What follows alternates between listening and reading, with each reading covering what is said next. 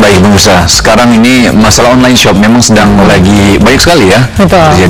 Bukan terjadi sih, memang saya sendiri salah satu orang yang menggunakan media sosial untuk berjualan gitu, salah satunya gitu. Dan memang mudah sih ya. Mudah memang, tapi kalau dalam Islam gimana sih kira-kira sih? Nah, langsung kita lihat aja penjelasannya ini ya. Oke. Online shop dalam pandangan Islam. Ini dia.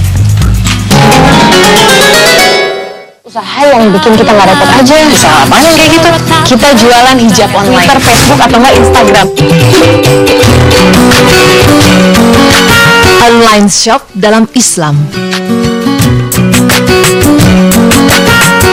Kemajuan teknologi informasi telah memanjakan umat manusia. Berbagai hal yang dahulu seakan mustahil dilakukan kini dengan mudah terlaksana. Dahulu, praktek perdagangan banyak dibatasi waktu, tempat, ruang, dan lainnya. Namun kini batasan-batasan itu dapat dilampaui. Keterbatasan ruang tidak lagi menjadi soal, sebagaimana perbedaan waktu tidak lagi menghambat Anda untuk jual beli. Di antara kemajuan teknologi yang banyak membantu perdagangan ialah internet. Dengan memanfaatkan jaringan online, Anda dapat memasarkan barang sebanyak mungkin dan dapat membeli barang dengan mudah pula. Online shop, begitulah bisnis ini disebut. Bagi kaum Hawa, tentunya ini surga dunia. Bagaimana tidak, wanita yang bisa menghabiskan waktu, wanita yang bisa menghabiskan puluhan jam untuk berbelanja di pusat perbelanjaan, kini bisa berbelanja sepuas hati dengan hanya membuka internet dan mencari barang yang ingin dibeli.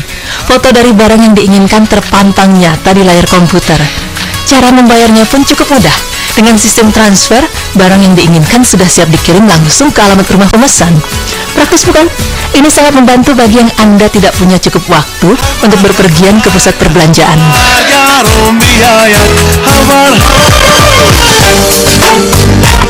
Walau demikian, bukan berarti Anda bebas menjalankan jual beli sesuka hati. Berbagai batasan yang berlaku dalam syariat tetap harus Anda jaga, agar perniagaan online Anda sejalan dengan syariat Allah Ta'ala. Lalu apa saja batasan dalam berniaga secara online?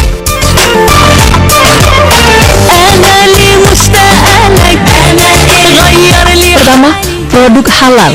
Kewajiban menjaga hukum halal haram dalam objek perniagaan tetap berlaku, termasuk dalam perniagaan secara online.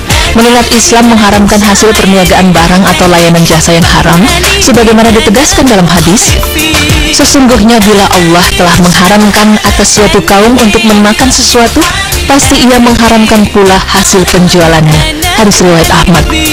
Boleh jadi, ketika berniaga secara online, rasa sungkan atau segan kepada orang lain, sehingga ada yang merasa tidak enak untuk menanyakan apakah benda atau makanan itu haram atau tidak. Sifat ini sebaiknya dihindari, karena mengetahui sebuah barang atau makanan halal adalah kewajiban kaum muslimin.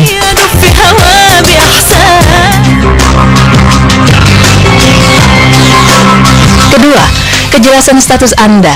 Di antara poin penting yang harus Anda perhatikan dalam setiap perniagaan adalah kejelasan status Anda.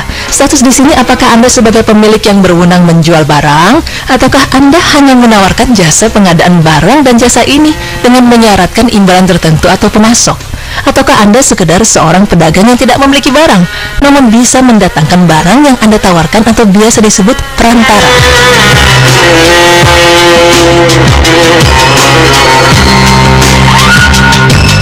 Hal ini sangatlah penting karena ada hukum yang berbeda bagi status yang Anda emban tersebut.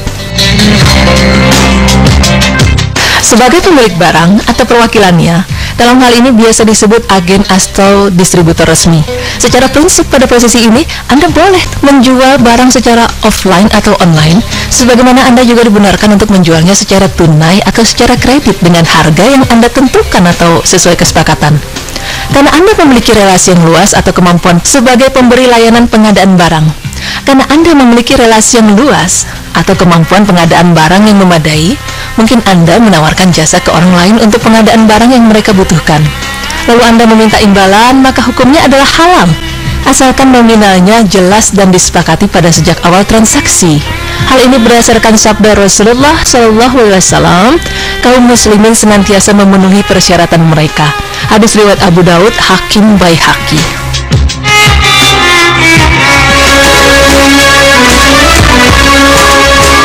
Sebagai pedagang yang tidak memiliki barang atau reseller, bila yang Anda lakukan hanya sebatas memasang gambar barang atau kriteria barang dan bukan sebagai pemilik atau perwakilannya, ada dua kemungkinan yang bisa terjadi. Pertama, Anda menyaratkan pembayaran secara tunai kepada setiap calon pembeli Dengan demikian, calon pembeli ini melakukan pembayaran lunas tanpa ada yang terhutang sedikit pun atas setiap barang yang ia pesan. Dengan metode ini Anda melakukan perniagaan dengan skema akad salam. Metode ini dibenarkan secara syariat, walaupun pada saat transaksi Anda tidak memiliki barang dan syaratnya sekali lagi Anda harus menerima uang dari pembeli secara tunai. Muhammad bin Abdul Mujallid mengisahkan, pada suatu hari, aku diutus oleh Abdullah bin Shaddad dan Abu Burdah untuk bertanya kepada sahabat Abdullah bin Aufa. Mereka berdua berpesan, bertanyalah kepadanya apakah dahulu sahabat Nabi semasa hidup Nabi memesan gandum dengan pembayaran lunas di muka. Ketika sahabat Abdullah ditanya demikian, beliau menjawab, dahulu kami memesan gandum syair, satu jenis gandum dengan mutu rendah, dan minyak zaitun dalam takaran, dan tempo penyerahan yang disepakati dari pedagang negeri Syam. Muhammad bin Abu Mujallid kembali bertanya, apakah kalian memesan langsung dari para pemilik ladang? Abdullah bin Aufa kembali menjawab, kami tidak bertanya kepada mereka tentang hal itu. Hadis riwayat Al-Bukhari. Kedua, Anda tidak menerima pembayaran tunai atau hanya menerima uang muka, atau dalam bisnis online disebut sebagai PO atau pre-order. Salah satu ciri khas perniagaan secara online adalah barang yang menjadi objek transaksi hanya bisa diserah terimakan selang beberapa waktu. Serah terima fisik barang secara langsung dalam jual beli secara online adalah suatu hal yang mustahil dapat dilakukan. Dalam kondisi ini, Anda melakukan transaksi yang sama-sama terhutang. Sementara secara hukum, transaksi ini termasuk transaksi bermasalah. Imam Ahmad bin Hambal berkata bahwa tidak ada hadis sahih satupun tentang larangan menjual piutang dengan piutang. Akan tetapi kesepakatan ulama telah bulat bahwa tidak boleh memperjualbelikan piutang dengan piutang. Ungkapan senada juga diutarakan oleh Ibnu Munzir.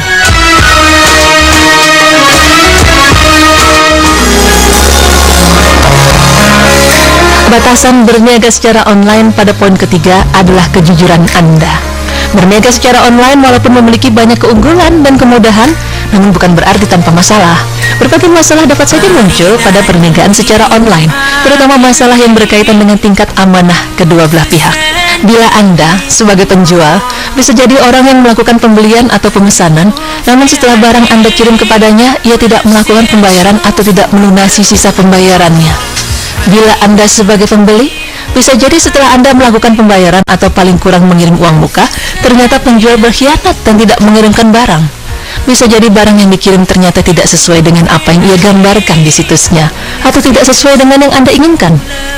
Anda bisa bayangkan betapa susah dan repotnya bila mengalami kejadian seperti itu. Oleh karenanya, walaupun kejujuran ditekankan dalam setiap perniagaan, pada perniagaan secara online tentu lebih ditekankan lagi. Online shop memang menggiurkan, tapi hendaknya Anda ekstra hati-hati ketika melakukan suatu transaksi secara online, baik sebagai penjual atau sebagai pembeli. Kenali dan pelajarilah berbagai kiat aman dalam menjalankan perniagaan atau membuka toko online. Semoga tayangan kali ini dapat membantu Anda dalam berniaga secara online. Bintang makhluk